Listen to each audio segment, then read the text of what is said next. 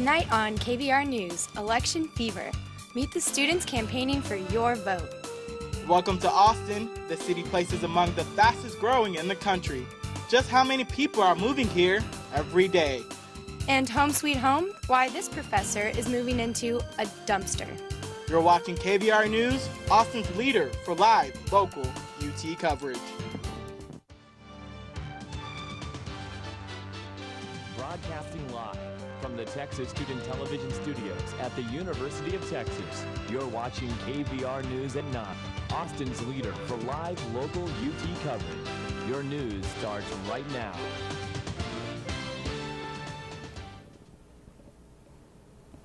Election season on campus is officially underway. Good evening, you're watching KVR News for Monday, February 17th. I'm Taylor Villarreal. And I'm Luqman Adeniyi. Campaigning for the student government elections is taking place all over the 40 acres, ahead of voting on the 26th and 27th. Christopher Adams introduces us to the candidates hoping to be next student leaders. It's that time of the year again. Candidates are campaigning for the student government elections. This year there are only two groups campaigning for the Executive Alliance. That's President and Vice President Wilson Carter and Rady Strickland. My name's Kenton Wilson. I want to be your next student body president. Meet Kenton Wilson. Together with running mate Caroline Carter, he's campaigning for a student activity center in the Riverside area, as well as a homecoming week each fall to bring students and alumni together. And I think we worked on a platform for about 2 months and just kind of grabbed the most interesting topics that people will like and really like to see implemented on campus. We had a great conversation about all the things we wanted to do for the school, how student government does a lot of great things now, but some of the things that could be improved. Wilson is currently chair of the Assembly and Carter, chair of SG's Student Affairs Committee. They say their experience is something that will definitely help if elected. We're extremely genuine, extremely passionate. I think we've had a lot of conversations about things we want to change, and I believe we really will enact those changes. My name's Corey Rady, and I want to be your next student body president. The other candidate for president is Corey Rady. He and running mate Taylor Strickland are hoping to create a study space for natural sciences students, as well as extend the Safe Ride and U-Ride programs. I don't see anything as being bad or wrong here on campus, but it's definitely something that will enhance what we already have here on campus. Creating a natural science study space is something that I think has attracted a lot of natural science students. I think currently we have unprecedented support for natural sciences. Rady is hoping to get out the vote and believes Strickland's connections with student organizations will be a big help. She knows so many people that have never been involved in student government before, and that's what I've always wanted to do, get 10,000 votes rather than 4,000 votes, and I believe that's what we're going to be able to do this year with Taylor's help. Campaigning will continue through the next week before voting February 26th and 27th. To check out the full platforms, you can visit the campaign websites, wilsoncarter.com and radystrickland.com. Christopher Adams, KVR News. And from student elections to the race for governor's mansion, early voting to find Texas's next governor began today, ahead of the primaries on March 4th. This week, gubernatorial candidates Greg Abbott and Wendy Davis both face controversy. Abbott received blowback for working to block disability suits against the state during his time as Attorney General. The Republican hopeful has been in a wheelchair for almost 30 years after a spinal injury. The candidate has been called a hypocrite for trying to stop suits similar to the one that won him an undisclosed amount of money when he was first paralyzed. Meanwhile, Democrat Wendy Davis is being criticized for an interview with the Dallas Morning News, in which she said she supported a 20-week abortion ban. The announcement came as a surprise to many supporters because Davis rose to fame through her filibuster against a law that put into practice that very ban. Davis said she could have supported the ban, but the law's other restrictions concerned her, leading to her now famous filibuster. We told you last week about student government's resolution AR-27, calling for improved emergency preparedness by the University of Texas. The resolution comes after UT faced criticism for its response to inclement weather, leading to closures of the university. Taylor Hampton has an update on how the resolution is designed to help improve the university's responsiveness. By improving the systems to make sure students, faculty, staff, and administrators are safe. This is not a resolution to say they did a bad job and we're just going to leave it at that. This is a conversation starter. Let's start that conversation. One of the incidents listed in the resolution is January 28th, On this day, faculty and students were notified of a delayed start after 8 a.m. classes had begun. You can say I was in class, I was already here. I didn't know, and you're right. And we hopefully have, if there was an error made on the 28th, it's my error. That error is that we did not keep eyes on the weather.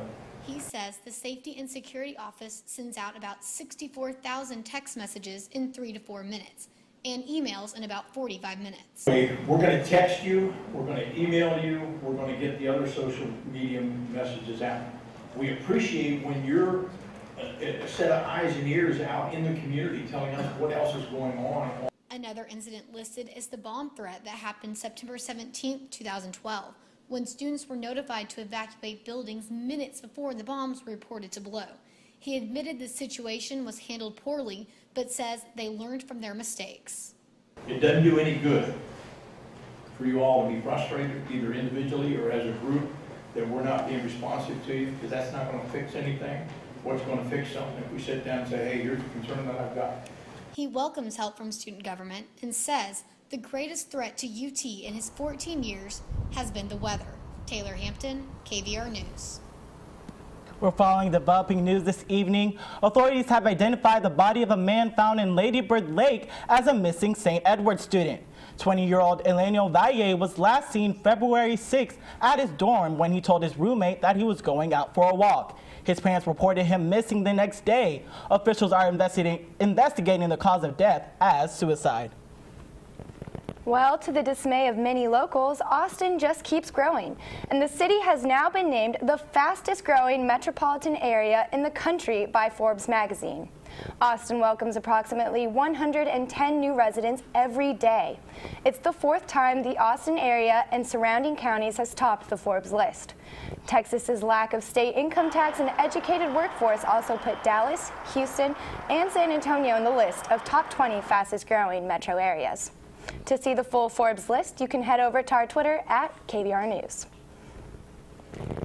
And with the city growing by the day, it's no surprise that Austin's traffic is downright horrendous. And drivers in Austin can expect even more traffic delays this week, as 4 new stages of the MoPac Improvement Project get underway. The project's website says there will most likely be overnight lane closures, and the public should expect late-night delays. Crews began temporarily restriping yesterday, closing 2 lanes north of Enfield Road. The work will continue tonight and tomorrow at 9 p.m. There will also be lane closures between US 183 and RM 2222 as crew install temporary light poles, as well as median clearing and demolition. All 4 stages of the project are to be set to be completed by Friday. Continuing coverage now on the city's plan to reduce occupancy limits by shutting down so-called stealth dorms. City Council voted Friday to lower the occupancy limits from 6 non-related adults living together to 4. Now in single-family zone areas. This is the first of 3 votes the council will make to approve the proposition. The new rule, if approved, will not only affect homes that have not yet been built, residents currently living with more than 4 unrelated adults would not be affected. City Councilman Chris Riley says the vote is a response to years of complaints about stealth dorms. And so it's not that people want students out of those neighborhoods. We're talking about areas where people have lived side by side with students for many years. It's more a matter of trying to preserve some balance that retains some of the families that have been living in these single family neighborhoods for many years.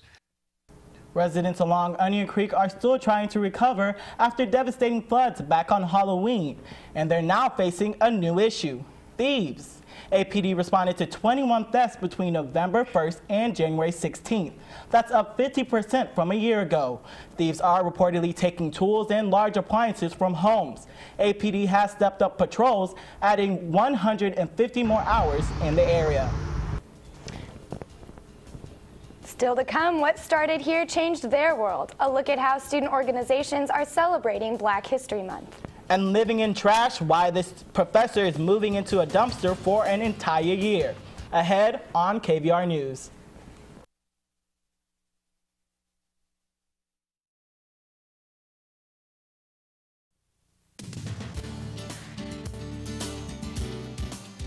watching KVR News at 9. Your campus, your news.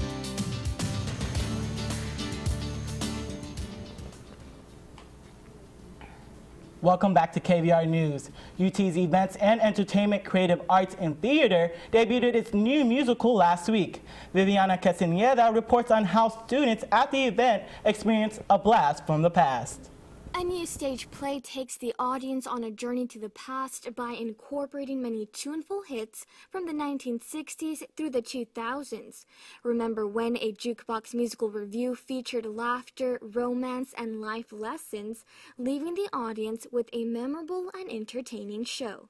It was good music. You know, it was a mix of all kinds of genres and types of music, so I think, you know, I enjoyed it a lot. The student-produced organization made sure to stay dedicated throughout the process of the show by working together and making every rehearsal matter. I knew as soon as we started that, I mean, every show that this group does is really great, but I knew for this show in particular, it was kind of a little bit more worrisome because we only had a month to get ready. And but I mean, the first day that I got to rehearsal and saw all the people that are here, I knew it was going to turn out, and we pulled it off. With a variety of music and dance moves included in the show, this fresh and trendy musical was a way for the organization to showcase their talent to students from a different approach. It was pretty good, and the audience was, you know, really great and supportive, and they laughed when they were supposed to laugh and all that. And yeah, I mean, I've written some stuff before, but I guess it's never been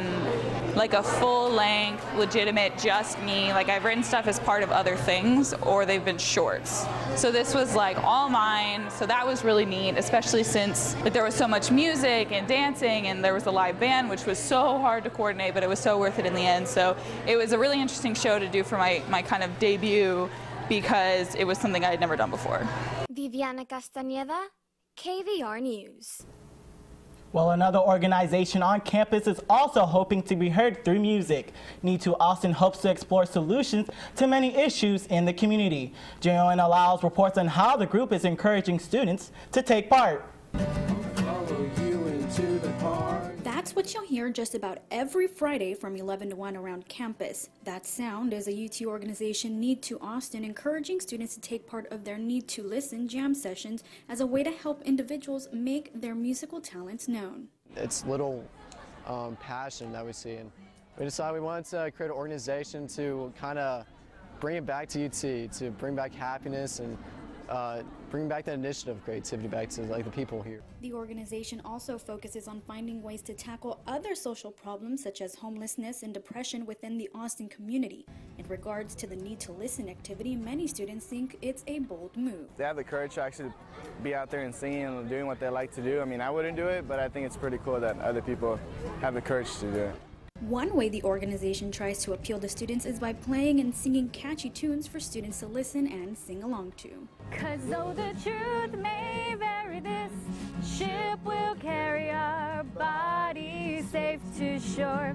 It's songs like these that students could come in and join on the jam session. Need to Listen is best known for its friendly atmosphere and impromptu nature. Students don't need to be a music virtuoso to take part in the action. You can tell that people that like music are interested when they walk by. A lot of people turn their heads as soon as they see us, and they stop and pause for a while. And people that really like music will often come play with us. We haven't had a negative response yet. Joanna Lyles, KVR News. Runners filled the streets of downtown Austin yesterday for the annual Austin Marathon and Half Marathon. Nearly 18,000 runners participated in the event, which kicked off in the fog at 7 a.m. People from all 50 states and around the world took part in the race.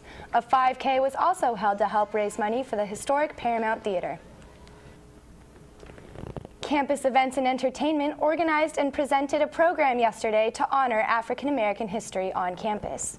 The first annual What Started Here Changed Our World highlighted history through live performances, organization showcases, and honoring UT professors. Students who organized the program believe that displaying their impact on campus is important in continuing their legacy at UT. Fundamentally, it was a belief that there was a way in which that I can make a change. I believe that each and every one of you in attendance has the tools and the desire and heart to do the same thing. please remember that what started here changed our world. One man's trash is another man's home sweet home. That's the case for one environmental science professor at Huston-Tillotson University. He's moving into a dumpster on campus for an entire year. Dr. Jeff Wilson moved into his new home last week, and Leslie Adeniyi has what the party was. One Huston-Tillotson professor is making history as he plans to live in a dumpster on campus for a year. Last Wednesday, a crowd of students and community members made their way to campus for Dr. Wilson's dumpster warming party. Most of the students are very excited about it. Like, they come visit him all the time, throughout the night, throughout the day, and he just posts pictures on Instagram all the time. Just really excited, you know. So I feel like they're happy. I think it's great. I think you have to do something crazy to get attention in the media nowadays, and what's crazier than living in a dumpster for a year? Dr. Jeff Wilson, also known as Professor Dumpster, is an environmental science professor at Huston-Tillotson, aiming to turn this dumpster into a modern dwelling space with all the amenities of a standard American home. So the ultimate aim of this is to test the hypothesis that one can have a pretty good life living within 1% the size of an average American home. So it's not necessarily that it's a dumpster, it's a structure that is 33 square feet. We're not trying to suggest that anyone in their right mind or wrong mind should actually live in a dumpster. It just happens to be the space we're using. Dr. Wilson says that although this dumpster project has been very exciting for him, it is ultimately to help the students learn about the positive effects of sustainable living. So, this is a lot more than just one small box on the corner of campus with someone living in it. This is part of the students getting engaged in a project where there's going to be some really deep experiential learning. Leslie Adeniyi, KVR News. Well, it was a beautiful day today, and there's plenty of sunshine in your forecast. I'll have the full details next on KVR News.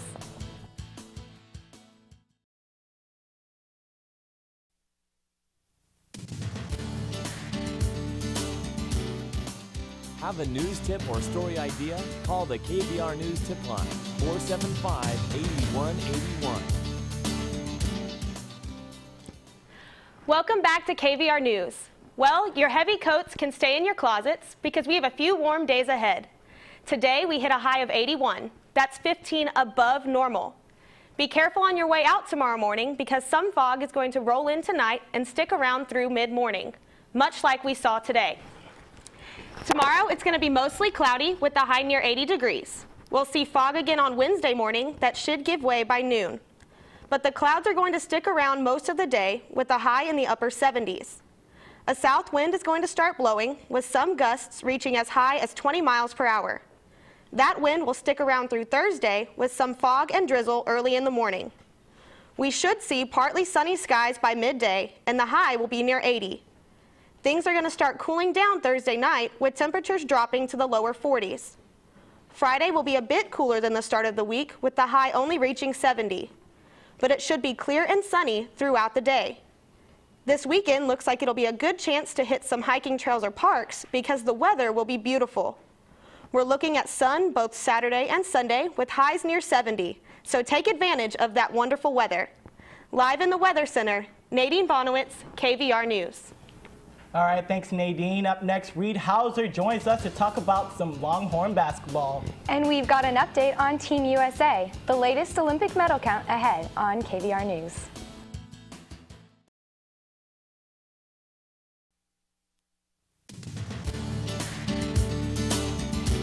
Now, KVR News at 9 Sports. Welcome back to KVR News. I'm College Press Box's Reed Hauser. Team USA has fallen to 4th place in the Olympic medal standings in terms of golds, behind the Netherlands, Russia, and Germany. The U.S. and Russia are tied for 18 medals total, with the Netherlands behind with 17. Germany has 13 total, but currently has the highest number of gold medals. The U.S. men's and women's hockey teams have been doing especially well, along with ice dancers Charlie White and Merrill Davis, who have won the first U.S. ice dancing gold medal. According to the athletes, if all upcoming events continue to go as hoped, Team USA will have a lot to look forward to in the final days of the 2014 Olympics in Sochi. Now closer to home, the Longhorns men's basketball team faced West Virginia Saturday at the Irwin Center for their second home game in a row. College Press Box's Jeff Barker breaks down the Horns' success in Austin. On Saturday, number 19 Texas secured their 20th win of the season on a balanced team effort with 5 different players scoring in double figures. But today we came in and we were maybe as engaged as we've ever been during shoot-around. And I didn't have a lot to say because it was fun watching what they did, short, sweet, to the point. And we came out and, again, I thought we did a lot of good things. They were trying to slow us down from using our speed. And Coach Barnes said the only way we will slow ourselves down is by dribbling. So he really emphasized passing the ball at practice the day before, and we came out and executed. Texas found success on its well-rounded team effort, but one player in particular stood out. Texas center Cam really dominated down low all game long, scoring 17 points, grabbing 6 rebounds and blocking 3 shots. And as a team, Texas outscored West Virginia 46-14 in the paint. My teammates were looking for me, but I went in the game trying to play more aggressive and do some of the stuff we worked on in practice, like settling my man and holding my man off and move my feet, trying to get the ball, and little small things like that I weren't doing before. The other things he did, I thought were really good. We keep talking about really wanting the ball, and sometimes he's going to have to release and just go get it. And he's a really good passer. We had a couple great skip passes. Up next for the Longhorns is a tough stretch of games on the road. We know that, so we knew that this week was going to be very important for us moving forward, and next week playing at Iowa State and at Kansas. Jeff Barker, College Press Box. So Reed, after 2 big wins at home and 2 tough road games coming up, what do the Longhorns need to do to beat Iowa State and Kansas? Well, as you can see from their last 2 home games against West Virginia and Oklahoma State, their defense has really been the key in getting those victories. They've been able to stop Oklahoma State and West Virginia's key players, and Cam Ridley has been an absolute force in the paint. Now, Texas's defense is what's leading to their offensive success. They're getting easy transition points with wide open threes with Javon Felix and easy layups. Also, Texas got Jonathan Holmes back on Saturday with 11 points against West Virginia. Getting him back into the game is going to be key with Iowa State and Kansas coming up. All right, thanks, Reed. Up next, Sandy Marin has your entertainment news. Sandy, what's on the rundown tonight? Ellen Page makes a personal announcement, and Drake isn't happy with the magazine cover honoring the late Philip Seymour Hoffman. Stay tuned to find out why.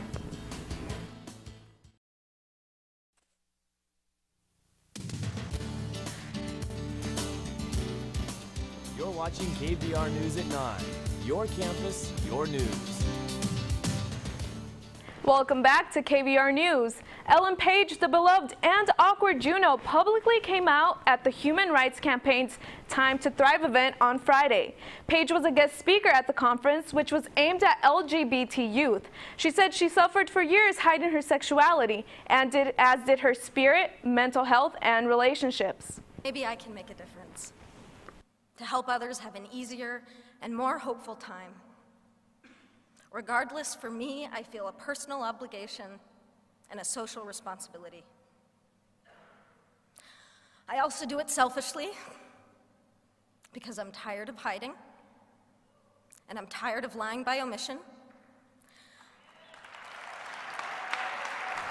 Page went on to thank the HRC for changing the world for people like me. And while rapper Drake was not impressed by a last-minute change in the magazine cover of Rolling Stone last week, Drake was supposed to feature on the cover, but the magazine decided instead to run an image of actor Philip Seymour Hoffman, who died earlier this month. Drake tweeted, "I'm disgusted with that. R.I.P. to Philip Seymour Hoffman, all respect due, but the press is evil." The tweet was later removed. He later tweeted, "I'm done doing interviews for magazines. I just want to give my music to the people. That's the only way my messages get across accurately." And it was a big night for 12 Years a Slave at last night's BAFTA Films Award in London. The movie snatched up the biggest award of the night, Best Film. Chiwetel Ejiofor took home the award of leading actor for his portrayal of Solomon Northup in the movie. Gravity took 6 awards of its 11 nominations. Outstanding British Film, even though the movie was produced in America. Gravity's Alfonso Cuarón also won Best Actor. And that's all your entertainment news this week. I'm Sandy Marin. Thanks, Sandy, and thanks for joining us tonight. I'm Taylor Villarreal. And I'm Luqman Adeniyi. For your news and weather updates throughout the week, you can follow us on Twitter at KVR News. Stay tuned for College Press Box up next on Texas Student Television. Have a great night.